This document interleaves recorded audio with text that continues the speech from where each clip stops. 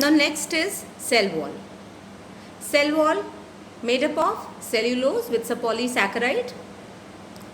This is much rigider as compared to cell membrane, which was flexible. When you are placing your cell in a hypertonic solution or salt or sugar solution, the water is withdrawn and all the content shrinks. So the entire plasma membrane along with the organelles gets shrunken on one side, get collected on one side, leaving the cell wall. And that phenomena is called as plasmolysis. Plasmolysis means breaking down of protoplasm. Plasmolysis. Lysis is to break down. Plasma means cytoplasm, protoplasm, protoplast, whatever you wish to call it as. So the entire, since the water is lost, the turgidity is lost, the rest of the content including cell membrane or plasma membrane shrinks to and gets collected on one side of the cell.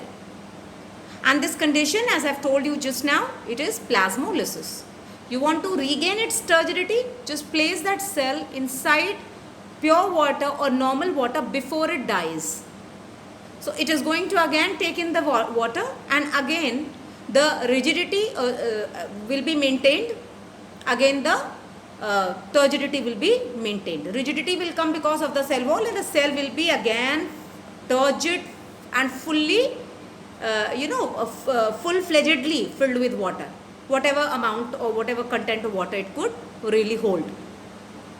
So cell wall made up of cellulose, and it would allow lot many things not to enter inside the plant cell. Unlike the animal cells who do not have a cell wall, they are prone to more attacks of foreign invaders and pathogens as compared to plant cells. Plus plant cells are able to maintain their turgid condition because of the presence of cell wall. Because whatever water is filled inside is going to put pressure on the walls. That is known as turgor pressure. Pressure that is because of the turgidity is known as turgor pressure. So it causes lot of pressure on the walls and thus causes the cell to maintain its shape, because all the walls are pressurized on all the sides due to the fluid that is present inside. And since it is rigid, it would be rigidly, it is going to follow its own shape.